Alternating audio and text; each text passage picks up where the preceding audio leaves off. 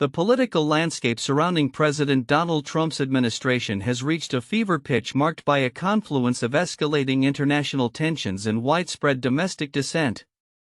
As the nation braces for a monumental weekend, the White House finds itself navigating the fallout from both the critical military strike in the Middle East and a nationwide wave of protests dubbed No Kings, challenging the very essence of the president's authority.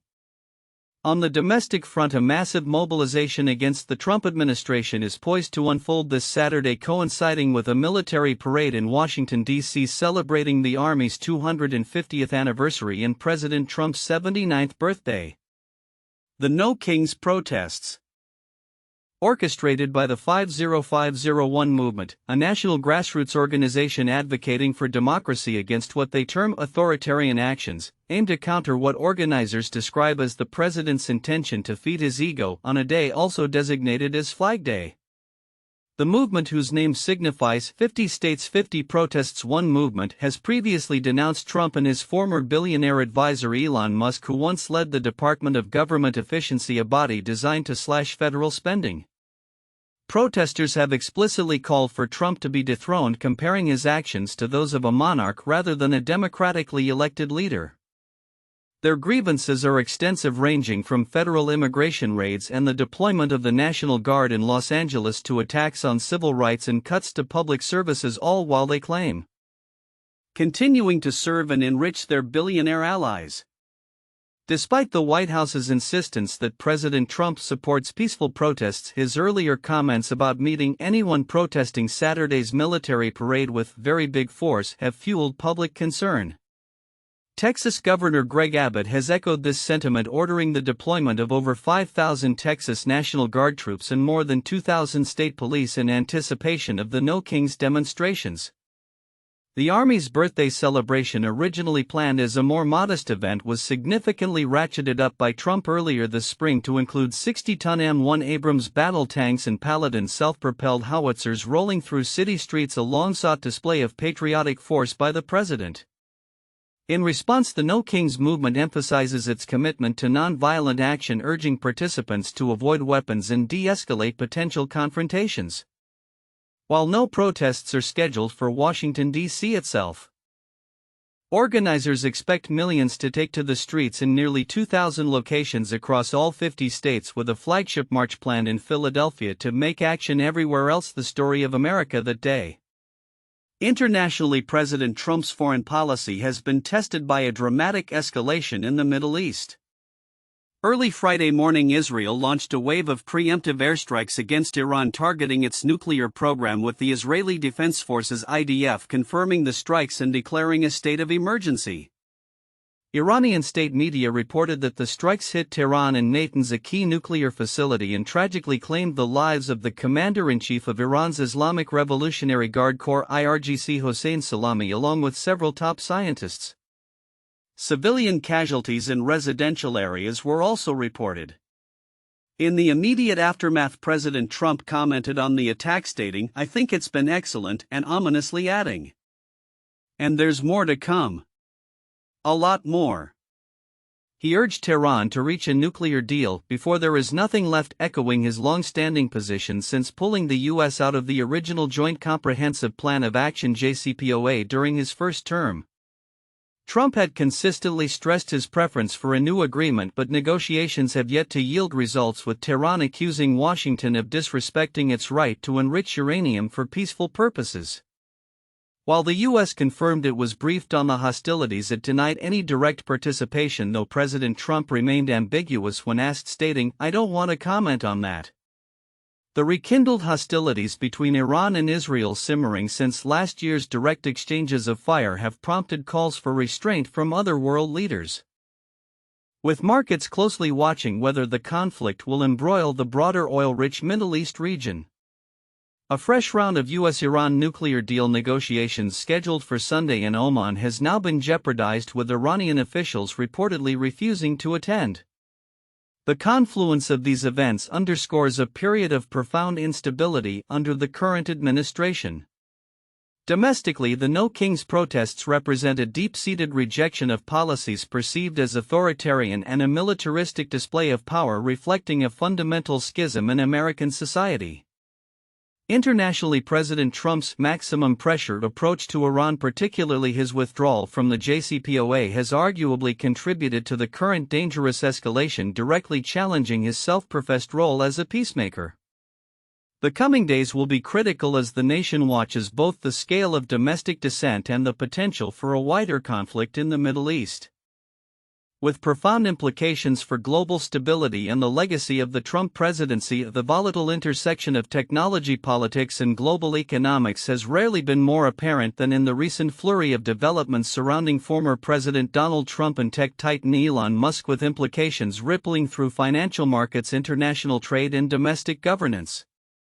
A whirlwind of public feuds, policy pronouncements, and legal challenges this past week underscores the unpredictable landscape shaped by these influential figures. At the heart of the tech political maelstrom is the rumored acquisition of Truth Social, the social media platform owned by Trump Media and Technology Group (TMTG) by Elon Musk's ex. Speculation of a potential merger had been rife among traders since Musk reportedly turned MAGA around the 2024 election cycle, envisioning a lifeline for the struggling platform. TMTG's financials certainly paint a dire picture. Having reportedly lost $400 million last year on a paltry $3.6 million in revenue, with a daily user base of nearly 2 million, dwarfed by X's 36 million. Its current market capitalization hovers around $5.7 billion, a mere pocket change for the $414 billion worth Musk, according to Forbes, making a buyout a seemingly strategic move to curry favor with the powerful businessman turned president. However, this enticing prospect appeared to hit a snag following a public battle of the titans between Musk and Trump, which saw TMTG's stock tank and buyout talks abate. Unlike Tesla, which also saw a dip but recovered, Truth Social has remained in the red, with savvy market observers suggesting that a buyout was the last thing on Musk's mind after the verbal sparring. Bob Sloan of S3 Partners, an expert in market data, notes that short interest in Truth Social is around 12% of available shares. A figure traders believe would be higher if not for persistent buyout speculation. Yet the narrative took another turn this week, with Musk publicly expressing regret for his attacks on Trump and the former president reciprocating with openness to reconcile. This kiss and make-up scenario has reignited whispers of Musk potentially swooping in, perhaps driven by his business's reliance on federal government contracts and tax credits, or simply to become Trump's first buddy once more. While its financial numbers are grim, Truth Social stock hasn't completely collapsed, buoyed by Trump's unparalleled name recognition, new features like a streaming service, and plans to expand the president's formidable crypto presence, all pitched to investors as a new nascent stage business that has a bright future. Beyond the social media sphere, President Trump's economic policies, particularly his approach to tariffs, continue to send ripples across global markets. In a significant development on Wednesday, President Trump announced his intent to send letters to trading partners within weeks, unilaterally setting new tariff rates and presenting a take-it-or-leave-it ultimatum. This statement comes as a pause on his most punishing duties instituted after their initial introduction. Roiled markets is set to expire on July 9. Treasury Secretary Scott Bessent, however, offered a glimmer of flexibility during his House Ways and Means Committee testimony, suggesting that the tariff pause is highly likely to be extended for the 18 important trading partners currently negotiating in good faith with the administration. Meanwhile, a framework and implementation plan to ease tariff and trade tensions with China was agreed upon earlier in the week, with Trump signaling approval pending sign-off from him and Chinese President Xi Jinping. This deal is expected to resolve issues concerning rare earths and magnets, though reports indicate China may only loosen export restrictions for a 6-month period. Trump also confirmed that Chinese students would be allowed in U.S. colleges, resolving a key sticking point. The president's assertion of a total 55% tariff on Chinese goods, as reported by Yahoo Finance citing a White House official, is understood to be an aggregation of pre-existing duties rather than new impositions. Corporately Friday saw an exclusive Reuters report highlighting Apple's efforts to circumvent these tariffs, with nearly all iPhones exported by Foxconn from India between March and May going to the US, a significant jump from the usual 50% average. While Trump's sweeping tariffs face ongoing legal uncertainty, a federal appeals court delivered a favorable update on Tuesday, ruling that his tariffs can temporarily remain in effect, overturning a lower court's block on their implementation. The president's actions are also facing scrutiny on the domestic legal front and in international relations. A federal judge on Thursday evening ruled President Trump's federalization of the California National Guard in response to anti-immigration enforcement protests in Los Angeles as illegal. U.S. District Court Judge Charles Breyer stated that the president's actions, both exceeding the scope of his statutory authority and violating the 10th Amendment, likening it to the difference between a constitutional government and King George. The ruling ordered control of the California National Guard to be returned to Governor Gavin Newsom, who quickly took to X to declare the win for California and the nation, asserting that the military belongs on the battlefield, not on our city streets, and viewing it as a check on a man whose authoritarian tendencies are increasing by the day. Trump in turn lashed out on Truth Social, defending his actions and criticizing Newsom. An appeals court has since granted a stay on the ruling pending a hearing next week. On the international stage, President Trump has urged a diplomatic solution with Iran while acknowledging that an Israeli strike against the country remains a possibility.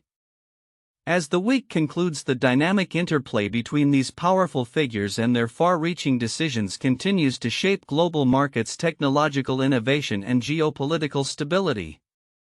The coming weeks will be critical in observing whether the Musk-Trump reconciliation translates into a Truth Social acquisition, how the looming tariff deadlines will impact global trade, and the ultimate legal fate of the president's domestic orders. The current landscape, characterized by rapid shifts and high-stakes maneuvering, promises continued volatility and requires close attention from all stakeholders. As the nation braces for a monumental Saturday, a palpable tension hangs in the air, marked by an unprecedented confluence of official celebration and widespread dissent. President Donald Trump's administration is set to commemorate the U.S. Army's 250th anniversary with a lavish military parade in Washington, D.C., an event coinciding with his 79th birthday and Flag Day. Yet this display of patriotic force is poised to be overshadowed by a nationwide wave of counter-protests dubbed No Kings, signaling a deep and growing chasm in American political life. The No Kings movement, orchestrated by the 50501 movement, a grassroots coalition advocating for democracy, is preparing for what organizers predict will be the largest single-day mobilization since President Trump's return to office, with millions expected to take to the streets across all 50 states and commonwealths. The name itself, No Kings, is a direct repudiation of what opponents describe as the Trump administration's authoritarian actions. Protesters, including federal employees, have openly compared the president's conduct to that of a monarch rather than a democratically elected leader, with signs proclaiming federal employees don't work for kings. The 50501 movement's website starkly outlines their grievances, asserting that the administration has defied our courts, deported Americans, disappeared people off the streets, attacked our civil rights, and slashed our services, all while continuing to serve and enrich their billionaire allies. This sentiment is further fueled by the involvement of figures like Elon Musk, the now former leader of Trump's Department of Government Efficiency, whose initiatives to slash federal spending have drawn the ire of federal workers and their supporters. The decision to schedule these protests on Saturday is highly strategic, aiming to directly counter the military parade, which organizers describe as a costly, wasteful, and un-American birthday parade. While No Kings protests are planned for Washington, D.C. itself, the movement intends to make action everywhere else the story of America that day, with a flagship march and rally planned for Philadelphia to draw a stark contrast between their people-powered movement and the spectacle in the Capitol. The No Kings website asserts the flag doesn't belong to President Trump. It belongs to us, underscoring their belief that the symbolism of the day has been co-opted. Participants are encouraged to engage in nonviolent action, carrying signs and American flags emphasizing de-escalation and prohibiting weapons. The administration, meanwhile, has adopted a dual narrative regarding the impending demonstrations. The White House insisted Wednesday that President Trump supports peaceful protests, a statement that stands in sharp contrast to the president's own earlier warning that anyone protesting Saturday's parade will be met with very big force. This rhetoric has contributed to an already tense atmosphere, leading to significant security preparations across the country. Texas Governor Greg Abbott, for instance, announced Thursday the deployment of over 5,000 Texas National Guard troops and more than 2,000 state police in response to ongoing demonstrations and in anticipation of the No Kings events. The escalation of security measures and the broader political tensions are not isolated to the upcoming weekend. The president's strong image is indeed being put to the test as opposition to his policy seems to grow, as noted by NPR. Recent events, such as the ongoing legal wrangles over the National Guard's deployment in Los Angeles, highlight the contentious nature of the administration's approach to civil unrest. President Trump welcomed an appeals court ruling that temporarily returned control of California's National Guard to him, asserting it would prevent Los Angeles from burning to the ground, effectively blocking an earlier federal judge's ruling that deemed his use of the Guards illegal. This legal battle underscores the deep divisions over the appropriate use of federal power in domestic affairs. Further illustrating the heightened political climate, Democratic California Senator Alex Padilla, a vocal critic of the administration's immigration policies, was forcibly removed and handcuffed at a press conference held by Homeland Security Secretary Kristi Noem in Los Angeles on Thursday for attempting to ask a question. These incidents collectively paint a picture of a nation gripped by profound ideological conflict, where core tenets of civil liberties, executive authority, and democratic participation are being fiercely debated and challenged. As Saturday approaches, the stage is set for a powerful demonstration of America's deep political divides. The No Kings protests represent a significant pushback against what a large segment of the population perceives as an erosion of democratic norms and an overreach of executive power, particularly concerning immigration policies and the treatment of federal workers. The administration's response, characterized by strong rhetoric and heightened security deployments, only serves to amplify these tensions. The coming days will not only reveal the scale of these protests but also offer a critical glimpse into the future trajectory of American political discourse. Where the battle for the nation's democratic soul continues to unfold in public squares and legal chambers alike, the global economic landscape is bracing for significant shifts as President Trump confirmed this week his intent to unilaterally set new tariff rates within weeks, signaling a decisive take-it-or-leave-it approach to international trade.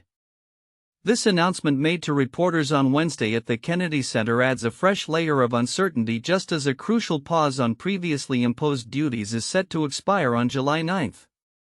The administration's aggressive posture, described by former Commerce Secretary Wilbur Ross as a deliberate evolution towards faster, harder, and broader executive use of tariffs for both economic and diplomatic leverage, is already prompting varied responses from trading partners and multinational corporations alike. Treasury Secretary Scott Bessent, however, offered a glimmer of potential reprieve, telling the House Ways and Means Committee that it is highly likely the tariff pause would be extended for the 18 key trading partners currently negotiating in good faith with the administration. This comes amidst reports of a nascent framework agreement between the U.S. and China, which President Trump himself declared done pending final sign-off from him and Chinese President Xi Jinping. The deal is expected to address long-standing issues surrounding rare earths and magnets, though initial reports suggest China's loosening of export restrictions on rare earth minerals might only be for a 6-month period. Additionally, a sticking point from mid-May Geneva talks, the allowance of Chinese students in U.S. colleges, is reportedly resolved. Despite these negotiations, President Trump has indicated the U.S. would impose a total of 55% tariffs on Chinese goods, a figure Yahoo Finance's Ben Werschel, citing a White House official, notes as an aggregation of existing duties rather than entirely new levies. While the administration champions its tariff strategy, the broader economic implications are a subject of intense debate and concern among experts. Paul Krugman, a Nobel Prize-winning economist, recently highlighted the full-blown crisis that has emerged within months of the new administration, arguing that while attacks on democracy were predictable, the speed of economic damage has been startling. He posits that the pre-Trump economy, despite a sour mood due to post-COVID inflation, was robust, with wages outpacing inflation, strong productivity, and U.S. dominance in advanced technology making it the envy of the world, as The Economist once put it. The new Maganomics approach, however, has introduced severe distortions. Trump's proposed tariff increases are significantly more extreme than those in his first term, with imports from China temporarily facing a staggering 145% tariff, later provisionally reduced to 30%. Even with this reduction, the average U.S. tariff rate stands at 17.4%, the highest since 1934, not far from the infamous Smoot-Hawley tariff era. Such extreme measures are predicted to cause substantial economic damage, far exceeding initial analyses. West Coast ports are already reporting a sharp drop in ships from Asia, with some reports indicating no container ships are currently departing China for America. This collapse in trade could lead to soaring prices, empty shelves, widespread layoffs, and bankruptcies across industries reliant on international goods, from trucking to retail and manufacturing. The sheer unpredictability of the tariff policy, characterized by sudden impositions and subsequent pauses, such as the Liberation Day tariffs on virtually all global partners, including islands inhabited only by penguins, followed by a 90-day pause and a new set of duties, has created immense uncertainty for businesses. This erratic policy, which violates existing international trade agreements, discourages investment and planning, leading many businesses to sit on their hands accumulating cash rather than making crucial investments. The result, economists warn, is a substantial risk of stagflation, rising prices and shortages due to import cuts, coupled with rising unemployment from deterred spending. Corporations are already adapting to this new reality.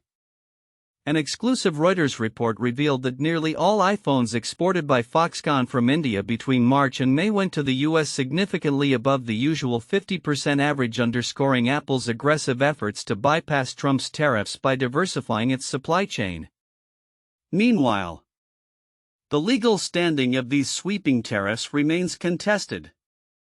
Although a federal appeals court recently delivered a favorable update for the administration by holding a decision that allows the tariffs to temporarily stay in effect, a lower U.S. Court of International Trade had previously blocked their implementation, deeming the method used to enact them unlawful. Beyond trade, the administration's fiscal agenda has been equally disruptive. The House-passed budget bill proposes nearly $700 billion in cuts to Medicaid and close to $300 billion from SNAP food stamps, estimated to deny healthcare to millions and leave many Americans hungry. Despite these savage cuts at the bottom, large tax cuts for the wealthy mean the Congressional Budget Office (CBO) estimates the budget will add $3.8 trillion to the deficit. This has visibly shaken investor confidence. With long-term interest rates on U.S. debt soaring and the dollar's value plunging against foreign currencies, reflecting concerns over U.S. credibility and solvency. Further exacerbating the situation is the perceived dismantling of government functions. The creation of Elon Musk's Department of Government Efficiency (DOGE) has, according to critics, generated chaos rather than savings. Instances of sudden dismissals of crucial government workers, followed by desperate attempts to rehire them, are becoming common. Agencies like Social Security are reportedly fraying at the seams, leading to panic and frustration among beneficiaries. This degradation of the federal government, staffed by dedicated civil servants, is seen as a destruction of a valuable public asset with potentially long-lasting consequences for public service. Moreover, the administration's war on knowledge is having a profound impact on American science and intellectual inquiry. The proposed 2026 budget would slash funding for the National Institutes of Health by 40% and the National Science Foundation by over half. Funding has already dried up, with NSF staffers instructed to halt all funding actions and NIH reportedly ghosting grantees.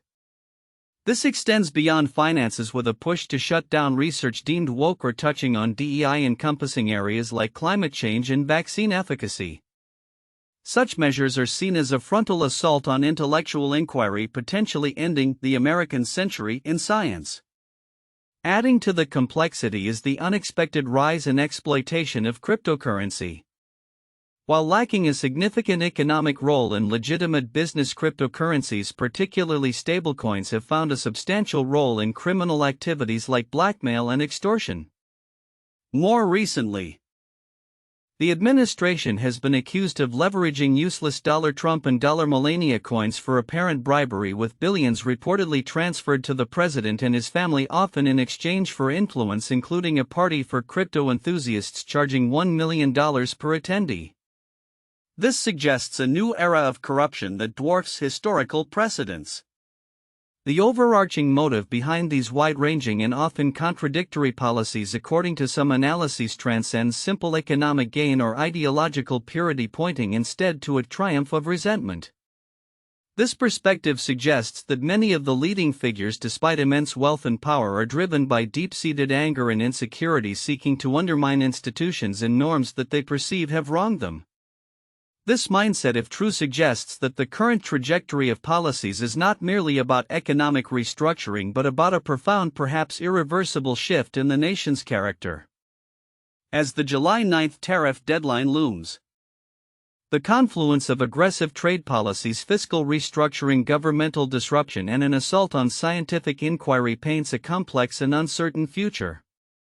The immediate economic effects from supply chain disruptions to price hikes are becoming increasingly apparent, but the long-term damage to institutions, international standing, and the very fabric of American society remains to be fully understood, suggesting a challenging path ahead for recovery and rebuilding. In a dynamic period marked by shifting geopolitical landscapes and evolving domestic challenges, the current administration is navigating complex security concerns on both the global and national stages. From ambitious proposals to redefine America's defense against sophisticated long-range threats to ongoing legal battles over the deployment of military assets within U.S. borders, recent developments underscore a comprehensive, albeit sometimes contentious, approach to national security. At the forefront of these discussions is President Donald Trump's Golden Dome initiative, a sweeping proposal aimed at fortifying the United States against a new generation of external adversaries. Unveiled last month, the Golden Dome concept represents a significant reorientation of U.S. missile defense policy, moving beyond the traditional focus on rogue nations like North Korea and Iran. Patricia Bazilczyk, Program Manager and Research Associate at the Center for Strategic and International Studies Missile Defense Project, emphasized this shift, stating that the Golden Dome opportunity really calls attention to the fact that we need to reorient our missile defense policy away from the sort of traditional threats that we've been forming our missile defense policy on for the past 2 decades. In an era of great power competition, Bazilczyk noted advanced weapons developed by nations like China and Russia, including hypersonic missiles, cruise missiles, and unmanned aerial systems, necessitate a robust and modernized defense.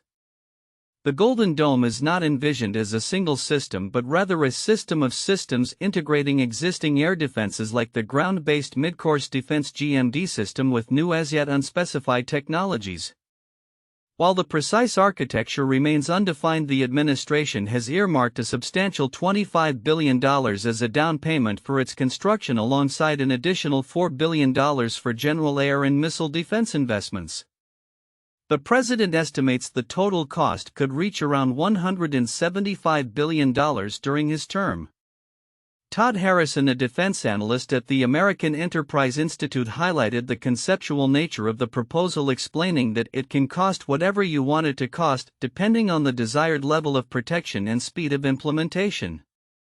Congress, in a proactive move, has already allocated funding in the reconciliation bill, even before the administration has publicly detailed its preferred architectural design. One significant component under consideration for the Golden Dome is a space-based interceptor system, a concept reminiscent of President Ronald Reagan's Star Wars Strategic Defense Initiative. While the National Academies of Sciences previously cautioned against its cost and effectiveness, a recent Congressional Budget Office report estimates that launch costs for such a system could be reduced by 30 to 40% compared to a 2012 assessment. This makes the prospect of a space-based constellation estimated to cost between $161 billion and $542 billion to implement and maintain for 20 years potentially more feasible. The appeal lies in its ability to destroy missiles during their initial 3 to 5 minute launch window before they can deploy decoys. However, as Laura Grego, senior scientist and research director for the Union of Concerned Scientists Global Security Program, pointed out, this narrow window necessitates thousands or tens of thousands of interceptors in orbit to counter simultaneous launches, creating a different, equally complex engineering challenge. The ultimate aim, according to Bazilczyk, is strategic deterrence. It's aiming to convince them that they have doubts that whatever attack they are trying to impose on the United States will succeed. Concurrently, the administration faces scrutiny over its deployment of military and law enforcement assets domestically. A recent appeals court ruling on Friday affirmed President Trump's authority to maintain the deployment of the California National Guard, a decision that underscores ongoing debates about federal authority and state sovereignty in internal security matters. This legal development follows broader discussions concerning the president's control over active duty troops, as highlighted by PBS, and the contentious issue of presidential influence over the U.S. Marshals, described by The Hill as our court's last line of defense. These deployments and proposed changes to the chain of command raise fundamental questions about the balance of power, the role of the military in civilian affairs, and the protection of civil liberties. As the nation grapples with both the technological imperatives of modern defense and the constitutional nuances of domestic force deployment, these intersecting narratives paint a picture of an administration keenly focused on projecting strength and control. The Golden Dome represents a long-term investment in cutting-edge technology to deter external aggression, while the domestic deployments reflect an immediate assertion of federal power in response to perceived internal threats. The coming months will undoubtedly bring further clarity on the technical specifications of the Golden Dome, as well as continued legal and political deliberation over the precise boundaries of presidential authority in deploying and controlling security forces within American borders. The ongoing evolution of these policies will shape not only the nation's defensive capabilities but also the very fabric of its internal governance. The Middle East finds itself on a perilous precipice as Israel initiates strikes against Iran, a dramatic escalation that threatens to ignite a broader regional conflict and dismantle already fragile diplomatic efforts. Reports from U.S. and European officials, now confirmed by subsequent developments, indicate that Israel has proceeded with military action targeting Iran's nuclear facilities, defying the Trump administration's last-ditch attempts at negotiation. This move has sent immediate shockwaves across global capitals, prompting swift responses from international powers and raising critical questions about the region's future stability. The immediate fallout of these strikes has been palpable. On Wednesday, the United States began withdrawing diplomats from Iraq and authorized the voluntary departure of U.S. military family members from across the Middle East, including from major naval bases in Bahrain and embassies in Kuwait. Simultaneously, Britain issued a stark warning to commercial shipping, advising heightened caution for vessels traversing the Persian Gulf, the Gulf of Oman, and the critical Strait of Hormuz, citing increased tensions within the region which could lead to an escalation of military activity, having a direct impact on mariners. These precautionary measures underscore the gravity of the situation, signaling a recognition of the immediate risks to personnel and vital economic lifelines. At the heart of this crisis lies Iran's rapidly advancing nuclear program. Analysts confirm that Tehran is now on the brink of possessing enough nuclear material to fuel at least 10 nuclear weapons, a development deemed unacceptable by many top Israeli officials. This progress has been significantly accelerated since the Trump administration unilaterally withdrew from the 2015 nuclear deal. In 2018, a move Iran claims gave it license to abandon its own commitments. The International Atomic Energy Agency (IAEA) Board of Governors, currently meeting in Vienna, is poised to vote on a censure resolution against Iran sponsored by the US, Britain, France, and Germany for these violations. Iran's Foreign Minister Abbas Araghchi has already warned on social media that censure will compel Iran to react strongly, further illustrating the high stakes involved. The Israeli decision to strike comes after months of intense pressure from Prime Minister Benjamin Netanyahu on President Trump to capitalize on what Israel perceives as a moment of Iranian vulnerability. While President Trump had previously resisted such calls, preferring to pursue a diplomatic settlement that would choke off Iran's ability to produce more nuclear fuel for a bomb, his optimism for a deal has waned. Just 2 weeks prior, Mr. Trump had warned Mr. Netanyahu against launching a strike while U.S. negotiations were underway. However, recent days have seen a shift in Washington's stance, particularly after Iran's supreme leader rejected an administration proposal that would have effectively phased out Iran's ability to enrich uranium on its soil. This diplomatic impasse, compounded by Mr. Trump's recent admission to the New York Post that he had grown less confident about the prospects for a deal, appears to have cleared the path for Israel's military action. Even as the strikes commenced, U.S. envoy Steve Witkoff was still planning to attend another round of talks in Oman, highlighting the deep chasm between diplomatic intent and regional realities. From Israel's perspective, the timing is strategic. Having recently decimated Hezbollah and Hamas, Iranian proxy groups that long served as a deterrent, and following Israeli airstrikes last year that severely reduced Iran's air defense systems, some Israeli officials believe this presents a golden opportunity to solve a decades-long problem. However, this military calculus is fraught with risk. Analysts warn that Iran has been actively restoring its air defenses, making any Israeli action progressively riskier. Furthermore, it remains unclear whether Israel can inflict decisive damage on Iran's deeply buried and dispersed nuclear program without direct U.S. military assistance, despite the presence of the U.S. aircraft carrier Carl Vinson and dozens of U.S. attack and fighter jets in the region, which were instrumental in defending Israel from Iranian strikes last year. Iran, for its part, has been preparing its response. A senior Iranian official confirmed that Tehran has devised a plan for an immediate counterstrike on Israel with hundreds of ballistic missiles, although a major Iranian missile assault in October 2024 inflicted limited damage, partly due to U.S. assistance in interception. Iran's Defense Minister General Aziz Nazirzadeh issued a chilling warning on Wednesday that America will have to leave the region because all its military bases are within our reach and we will without any consideration target them in the host countries. A direct response to comments by General Michael E. Kurilla, head of Central Command, who testified to presenting President Trump with a wide range of options for a potential strike against Iran. The economic repercussions are already being felt. U.S. oil prices climbed above $68 a barrel on Wednesday afternoon, reaching their highest level since early April. This surge is a direct reflection of market anxiety over potential disruptions to oil supplies from the volatile Middle East, exacerbated by the prospect of tougher American sanctions on Iran. As the dust settles from these initial strikes, the Middle East faces an uncertain and dangerous future.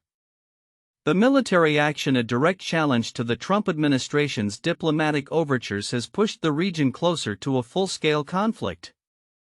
The critical question now is not just the extent of Israel's military success but the nature and scale of Iran's retaliation, and how major powers, particularly the United States, will navigate this rapidly escalating crisis. The coming days will reveal whether this marks a decisive blow against Iran's nuclear ambitions or merely the opening salvo in a much larger, more devastating confrontation.